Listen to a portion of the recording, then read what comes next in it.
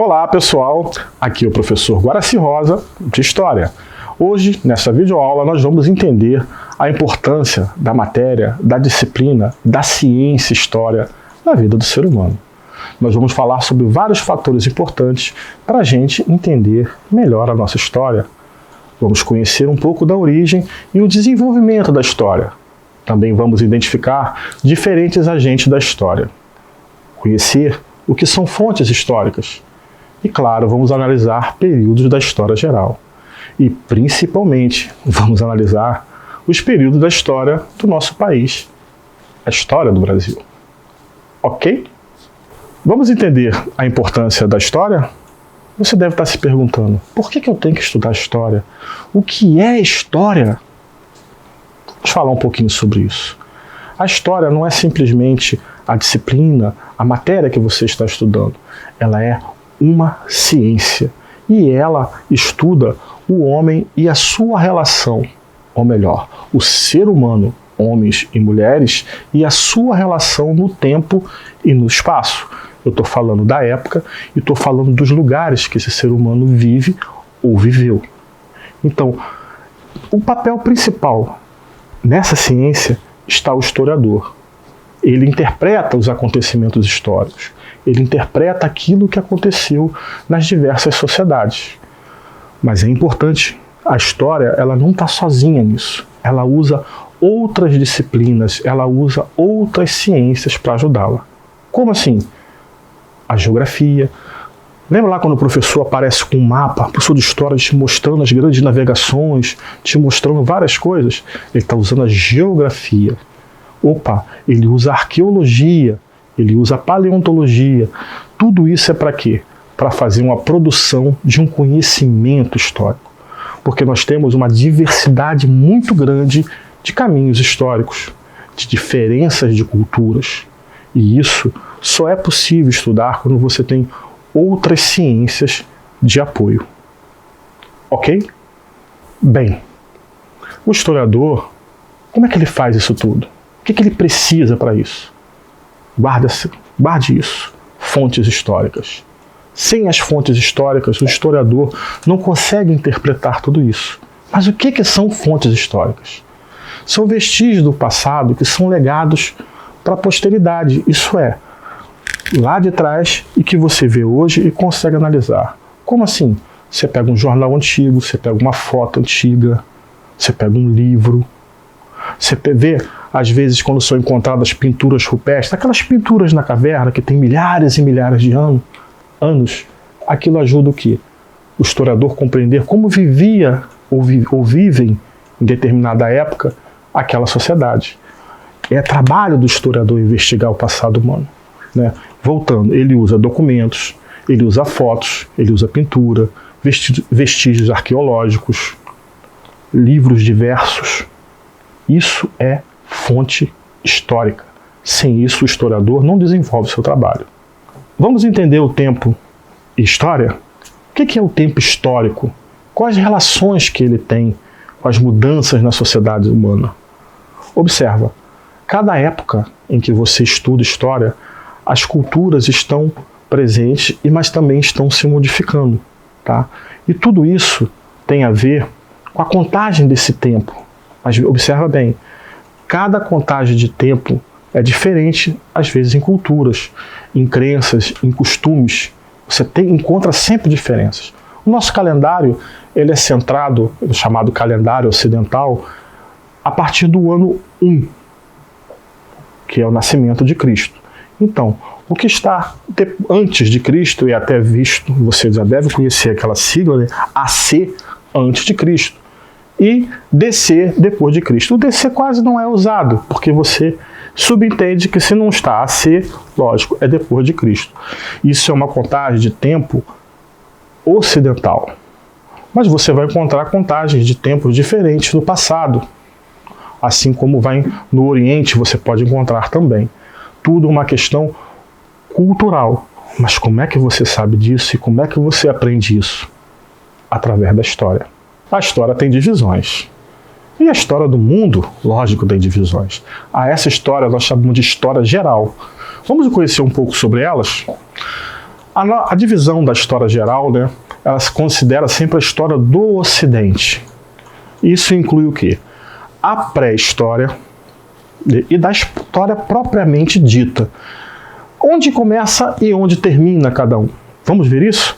A pré-história você pega desde lá do surgimento das civilizações, tá? Até o período em que você começa a chamada história antiga, também chamada de antiguidade. Lembra lá quando você estuda Grécia, Roma, que você vê nos filmes? Ali é a história antiga, tá ok?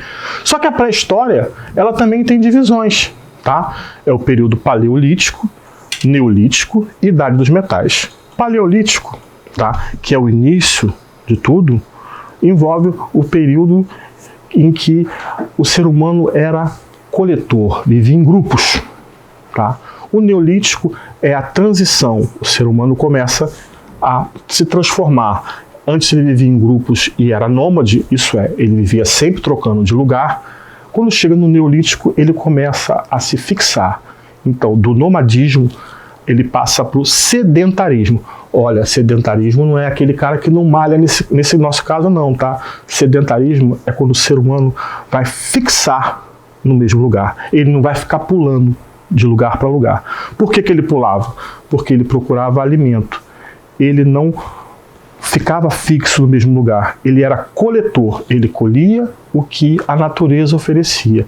Então, ele pegava uma fruta, acabou a fruta ali, acabou o alimento ali, acabou a caça ali, ele ia para outro lugar. Só que ele desenvolve a agricultura. Aí, estamos no período neolítico, ele vai se fixar até a chegada da idade dos metais. Na idade dos metais, já transforma tudo, porque ele descobre o ferro, e aí a transformação é muito maior. Mas existe a divisão da história, tá? Que é após essa pré-história, que nós vamos ter, como eu falei anteriormente, a Idade Antiga, a Idade Média, a Idade Moderna e a Idade Contemporânea, também chamada de a Idade ou Tempo Presente, a Idade do Tempo Presente. Bem, você deve estar perguntando, e essa história geral? Onde é que fica o Brasil nessa história geral?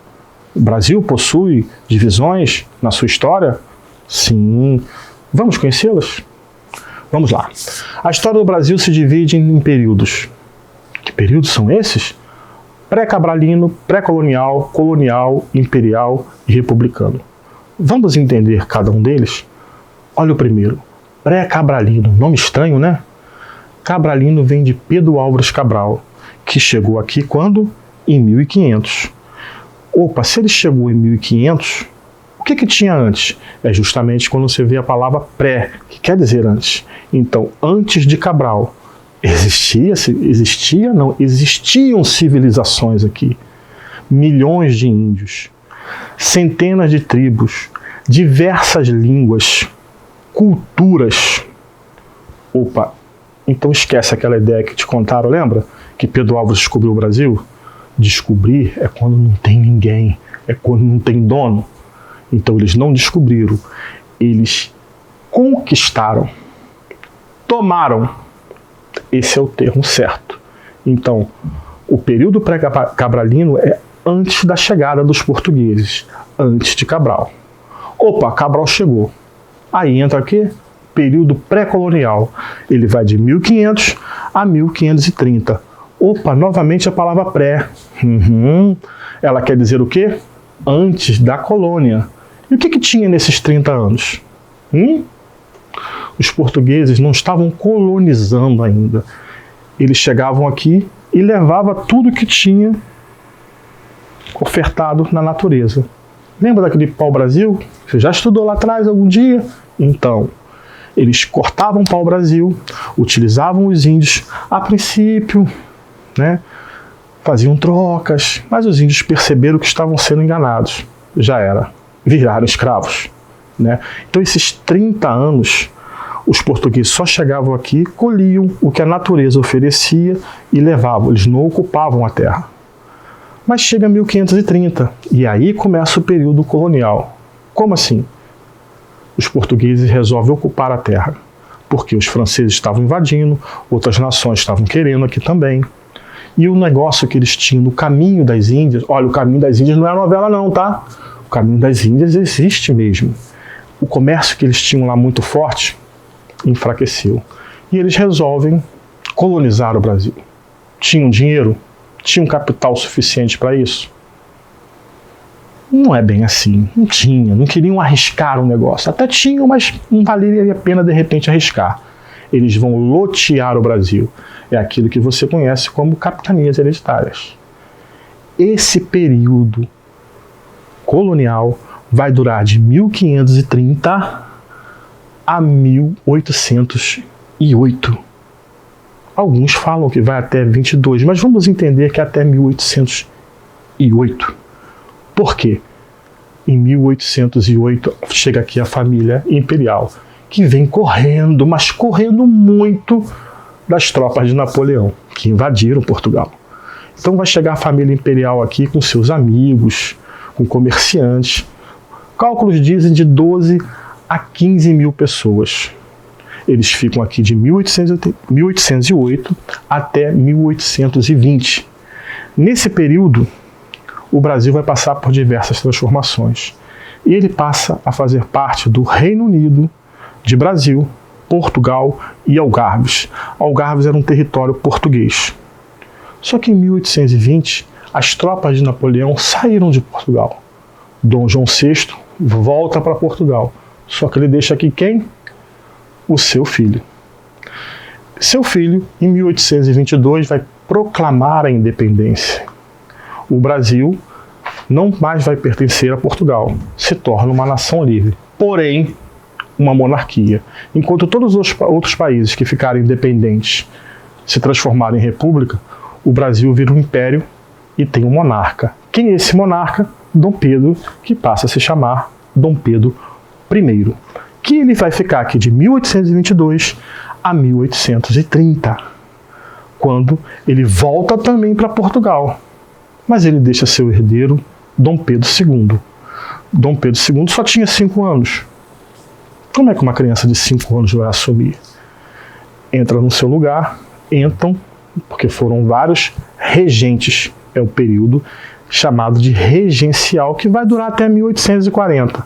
Aí sim, Dom Pedro II assume e vai governar por 49 anos, até 1889.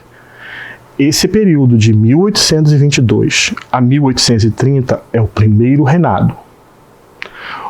Em 1840 até 1889, segundo reinado. A esse período todo nós chamamos de período imperial. Mas ainda falta um período, que é o republicano. Em 1889, o imperador Dom Pedro II é deposto do poder através de um golpe militar e assume quem? General, ou melhor, Marechal Deodoro da Fonseca. Ali começa a república, você tem um presidente.